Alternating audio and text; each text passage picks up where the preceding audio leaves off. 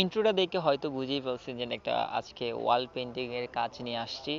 তো ভিডিওটা একটু লং হবে কারণ ওয়াল পেন্টিং অনেকগুলো ছিল, তো সেই হিসাবে একটু লং হবে। আশা করতেছি সবাই পুরো ভিডিওটা দেখবেন।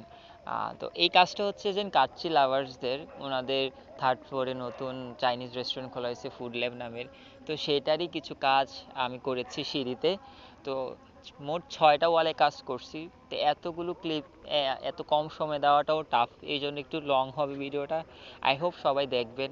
আর কোনো ওয়াল পেন্টিং বা রেস্টুরেন্ট যেই কোনো জায়গায় যেই কোনো থিমের ওয়াল পেন্টিংয়ের কাজ বা যে কোনো কাজ আর্টের কাজ থাকলে অবশ্যই ইনবক্স করবেন, ইনশাল্লাহ আমি করে দেওয়ার চেষ্টা করব। তো প্রথমে হয়তো আপনারা দেখেছেন আমি হচ্ছে রঙগুলো মিক্স করতেছিলাম। ওয়াল পেন্টিংয়ের ক্ষেত্রে আমি এখানে বার্জাসের যে প্লাস্টিক কালারটা সেটা ব্যবহার করি। আমি মূলত কাচের প্রেক্ষিতে 1 লিটার 2 লিটার এরকম সাদাও প্লাস্টিক কালারটা নিয়ে নেই বার্জাসের। তার সাথে আমি পিডিটিন কালারগুলো নিয়ে নিই, যে যে কালার আমার প্রয়োজন সেই কালারগুলো নিয়ে বাকি কালারগুলো আমি মিক্স করে নিই। তো ওয়াল পেন্টিংয়ের ক্ষেত্রে প্রথমে অবশ্যই স্কেচিং করে নিতে হবে। সো ওয়ালে তো স্কেচ তো আমি পেন্সিল দিয়ে করা যাবে না, সেক্ষেত্রে আমি চক ব্যবহার করি। আর অনেকেই জিজ্ঞাসা করে যে আপনি কীভাবে মেজারমেন্ট করে হচ্ছে এই আর্টগুলো করেন। তো আমি হচ্ছে ফ্রি হ্যান্ড করি, দেখি এবং আমার চোখের আন্দাজ এবং হাতের আমার যতটুকু আমি পারি ততটুকুভাবে আমি করার চেষ্টা করি। ফ্রি হ্যান্ডে আমি কোনো এখানে মেজারমেন্ট করি না। তো সারাদিন কাজ করার পর আমার হাতের অবস্থা রং মেখে দেন শরীরের অবস্থা, তবুও হচ্ছে যে টার্গেট ছিল 2 দিনের কাজ শেষ করা, কারণ পরের দিনে ওনাদের উদ্বোধন ছিল। তো কাজ তো অর্ধেক রাখা যাবে না।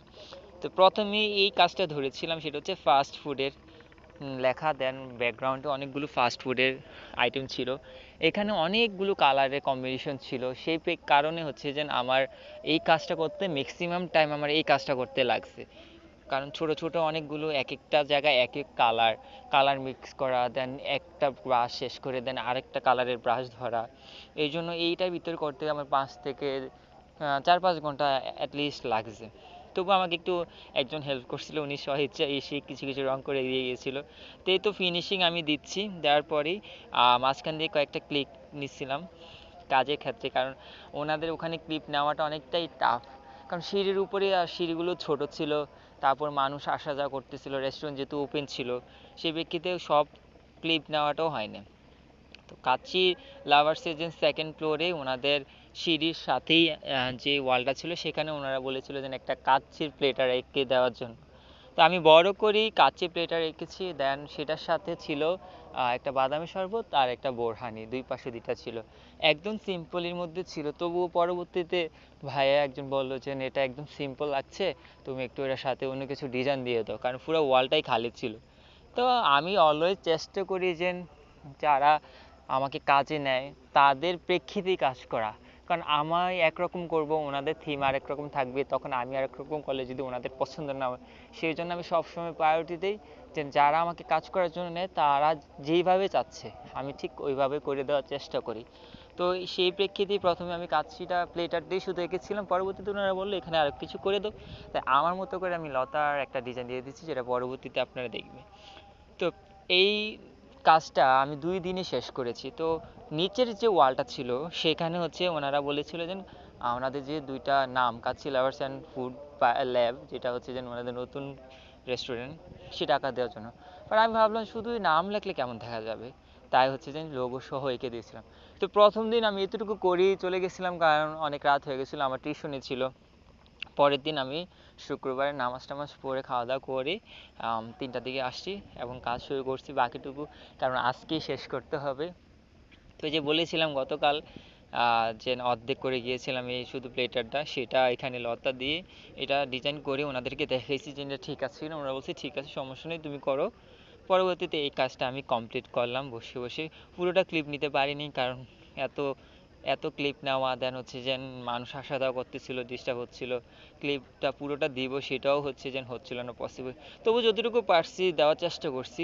শেষের দিকে যে ক্লিপগুলো রঙগুলো করেছিলাম লাস্টের যে দুইটা ওয়াল, সেই দুইটা ওয়ালে ক্লিপ নিতে পারি না, কারণ যেই জায়গায় করতেছিলাম সেই জায়গায় আমার স্ট্যান্ডার্ড রেখে মোবাইলে ভিডিও করব সেই স্কোপটাও ছিল না। তো এটা ছিল 3rd নাম্বার ওয়াল, যেখানে ওনারা বলছিল যে কিছু সফট ড্রিঙ্কস দেন হচ্ছে ফাস্ট ফুড আইটেম এঁকে দেওয়ার জন্য। তো আমি এই থিমটা পিন্টারেস্ট থেকে ওনাদের দেখালাম, ওনারা বলছে ঠিক আছে করো, সমস্যা নেই। তো এখানে কিছু ডোনাট ছিল, সফট ড্রিঙ্কসে দুইটা আইটেম ছিল, তারপরে ছিল ফ্রেঞ্চ ফ্রাই ছিল, পিৎজা ছিল। তো এখানে এই কাজটা করতে আমার তেমন একটা সময় লাগে নাই, কারণ যেহেতু বড় বড় ছিল আর কালার কম্বিনেশনও কম ছিল, সেই প্রেক্ষিতে আমার বেশি সময় লাগে নাই। এই যে এই একটা ল্যাম্প পোস্ট, তার হচ্ছে বাইসাইকেল, এই কাজটার আমি একটু ক্লিপ নিতে পারিনি। আমার ভিডিও এত বড় বড় ভিডিও হয়ে গেছিলো যে আমার মোবাইলের স্টোরেজও শেষ হয়ে গেছিলো, তার উপর এই মাঝখানে চিপা জায়গা আমি হচ্ছে যে স্ট্যাম্পটাও রাখতে পারিনি, তাই এই দুইটা ওয়ালের কাজ আমি হচ্ছে ভিডিও করতে পারিনি। তো এই তো কেমন লাগছে, এখানে ছবিগুলো আমি ক্লিয়ারলি নিতে পারিনি, কারণ এমন জায়গায় যে ছবিও সুন্দরভাবে নেওয়া পসিবল হয় নাই। তো কেমন হয়েছে অবশ্যই কমেন্ট করে জানাবেন, ভালো লাগলে অবশ্যই ভিডিওগুলো শেয়ার করবেন, কোনো অর্ডারের কাজ থাকলে অবশ্যই ইনবক্সে নক করবেন, ইনশাল্লাহ আমি আপনাদের মন মতো করে দেওয়ার চেষ্টা করবো। সবাই ভালো থাকবেন, আল্লাহ হাফিজ।